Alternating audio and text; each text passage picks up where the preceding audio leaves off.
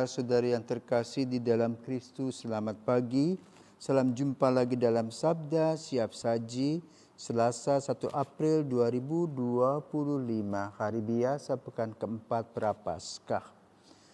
Marilah kita berdoa dalam nama Bapa dan Putra dan Roh Kudus. Amin. Allah Bapa yang penuh belas kasih, semoga mati raga kami pada masa Prapaskah ini mengasah hati umat-Mu untuk menyambut misteri Paskah dan mewartakan pujian akan karya penyelamatan-Mu. Dengan pengantaraan Yesus Kristus Putra-Mu Tuhan kami yang bersama dengan Dikau dalam persatuan Roh Kudus hidup dan berkuasa Allah sepanjang segala masa. Amin. Tuhan bersamamu dan bersama roh-Mu. Inilah Injil Yesus Kristus menurut Yohanes. Dimuliakanlah Tuhan. Pada hari raya orang Yahudi, Yesus berangkat ke Yerusalem. Di Yerusalem dekat pintu gerbang domba ada sebuah kolam yang dalam bahasa Ibrani disebut Betesda. Serambinya ada 5 dan di serambi itu berbaring sejumlah besar orang sakit. Ada di situ seorang yang sudah 38 tahun lamanya sakit. Ketika Yesus melihat orang itu berbaring di sana dan karena ia tahu bahwa ia telah lama dalam keadaan itu, berkatalah ia kepadanya, "Maukah engkau sembuh?" Jawab orang sakit itu kepadanya, "Tuhan, tidak ada orang yang menurunkan aku ke dalam kolam itu. Apabila airnya mulai goncang dan sementara aku sendiri menuju kolam itu, orang lain sudah turun mendahului aku." Kata Yesus kepadanya, "Bangunlah, angkatlah tilammu dan berjalanlah." Dan pada saat itu juga sembuhlah orang itu, lalu ia mengangkat tilamnya dan berjalan. Tetapi hari itu hari Sabat. Karena itu orang Yahudi berkata kepada orang yang baru sembuh itu, "Hari ini hari Sabat dan tidak boleh engkau memikul tilammu." Akan tetapi ia menjawab mereka, "Orang yang telah menyembuhkan aku, dia yang mengatakan kepada aku, angkatlah tilammu dan berjalanlah." Maka mereka bertanya kepadanya, "Siapakah orang itu yang berkata kepadamu, angkatlah tilammu dan berjalanlah?"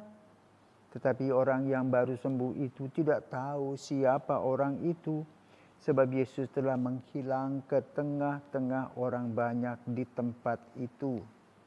Kemudian ketika bertemu dengan dia dalam bait Allah, Yesus lalu berkata kepadanya, "Engkau telah sembuh, jangan berbuat dosa lagi, supaya padamu jangan terjadi yang lebih buruk." Orang itu keluar lalu menceritakan kepada orang-orang Yahudi bahwa Yesuslah yang telah menyembuhkan dia. Dan karena itu orang-orang Yahudi berusaha menganiaya Yesus karena ia melakukan hal-hal itu pada hari Sabat. Demikianlah sabda Tuhan, terpujilah Kristus. Saudaraku terkasih, dalam kasus ini tidak terjadi toleransi. Orang Yahudi memaksa orang mengikuti hari Sabat secara pasti. Dan hari Sabat adalah hari Tuhan. Hari di mana orang tidak boleh bekerja.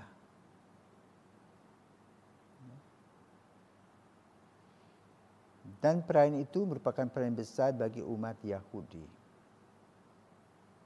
Tapi latar belakangnya, kenapa Yesus menyembuhkan orang-orang sakit pada hari Sabat?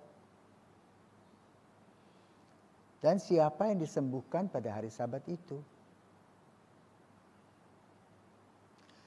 Dalam kasus penyembuhan Yesus pada umumnya, orang-orang yang disembuhkan adalah orang-orang yang sudah berusaha ingin sembuh, tetapi situasi dan kondisinya tidak memungkinkan dia mengadakan proses kesembuhan. Artinya seperti di Betesda tadi, di mana ada syarat, ada satu kolam yang sesekali bergoncang dan bila orang nyemplung dan disembuhkan. Dan itu merupakan kepercayaan umat Yahudi. Tentu si bapak tua ini ya tidak bisa. Dan sudah 38 tahun, coba bayangkan. Disitulah belas kasih Yesus yang luar biasa kepada orang-orang yang disebut sebagai orang yang tertindas, orang yang tidak dipedulikan orang yang sakit dan menderita. Maka Yesus datang kepada orang yang bersangkutan itu. Sebagaimana dalam kasus Injil pada hari ini. Maka Yesus mengadakan dialog dengan bertanya, apakah engkau mau sembuh? Tentu saja, yang sudah 30-an tahun sakit, ingin segera sembuh. Dan Yesus mengatakan, bangunlah, angkatlah tilammu. Dan dia pikir, itu yang paling penting aku sembuh. Dan dia tidak pernah pikir tentang hari Sabat, tetapi jangan lupa, di mana saja Yesus berada, orang selalu mengintai untuk menjatuhkan Yesus. Tapi Yesus kurang repot dengan semua orang itu. Yang paling penting dan utama bagi Yesus adalah bagaimana belas kasih Allah hadir dalam orang-orang yang memerlukan belas kasih. Maka gerakan penyembuhan itu dilakukan oleh Yesus di mana dan kapan saja, Pak. Juga termasuk pada zaman sekarang. Bagi orang yang percaya. Tetapi banyak tantangan tentu. Ya. Tantangan demi tantangan itu datang silih berganti.